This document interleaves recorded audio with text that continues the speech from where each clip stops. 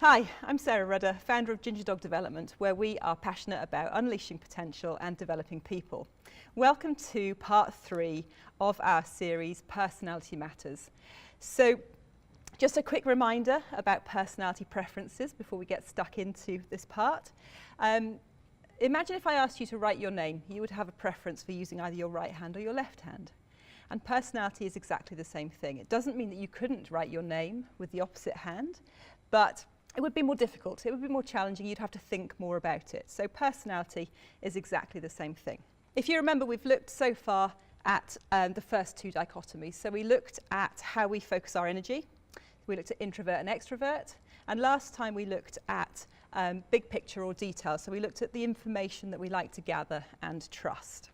Today we explore the 3rd dichotomy, which is the process that we like to use to make decisions. So as usual, I've got a couple of different scenarios for you to have a little think about to see if you can come up with your own thoughts about what your preference might be. Here's the first one. You're thinking about finding somewhere new to live. What will be most important to you in making the decision about where you live?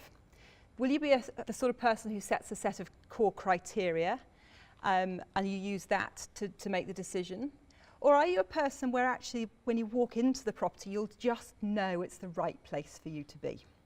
Who here's a criteria person? Stick your hand up. A few of you, yeah.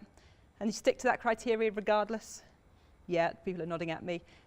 Who are the people who walk in and just know? Yeah. And even if you had a set of criteria, you might overrule that set of criteria at that stage? Yeah, a few people nodding at me. Okay, great. Try this one. So a man walks into a small supermarket and fills his trolley up. He walks out without paying and gets stopped by the security guard. What we know about this man is that he's 36, he has 5 young children, and his wife died 6 months ago. You're the supermarket manager, and you have sole discretion over whether you prosecute. Would you prosecute or not? Hands up if you would prosecute based on that information. No, nobody's like, no. Not with that information. What if I told you that his trolley was full of beer and video games? Would that change your decision? Yeah, some people nodding. Yeah, okay. All right. So we all have different ways in which we make decisions. And this is the dichotomy that we're looking at. So on the one hand, we have people who make decisions logically. They use reason and objective data. So in that last example, the man walked out without paying, I would prosecute, as an example, yeah. On the other hand, we have people who make decisions based on what feels right. Typically, they take into account the people in the situation. Their decision comes from a place of empathy and support. So 2 very different sides of the scale. These 2 people will usually have the same information, but they will come up with a different decision because they're using different processes to come up with that decision. And it's interesting to note that people who have a feeling preference are usually the ones who are likely to change their minds based on new information, particularly if that information is about people involved in the situation. Thinking preference people usually won't change their mind. Not saying always, but just usually, yeah, as a generalization.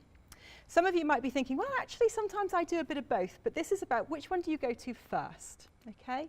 So, for instance, I know that typically my decisions are made from a feeling preference, but I'm very good at then testing them out with the logic side of things, okay?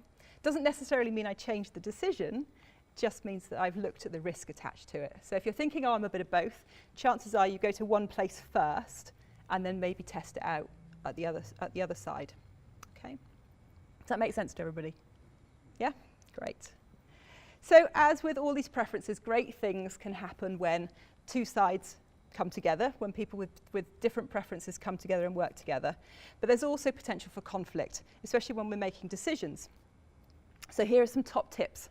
If you're working with someone who has a thinking preference, try to be intellectually critical and objective. So give them logical reasons to buy into your decision. Yeah? Don't just go with, it just feels like the right thing to do, because that won't get you through that decision-making process with the other person. Be calm and reasonable, but don't assume that feelings aren't important. Just because you have a thinking preference doesn't mean that you don't have feelings or emotions. They just have a different value for you.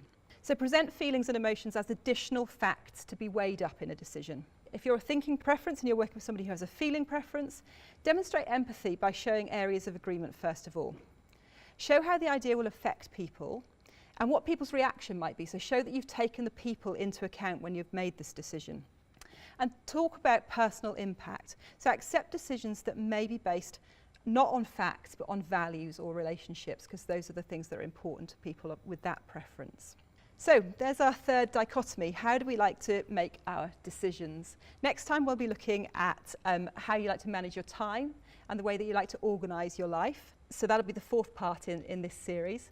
I'll look forward to seeing you then. Thanks very much for your time.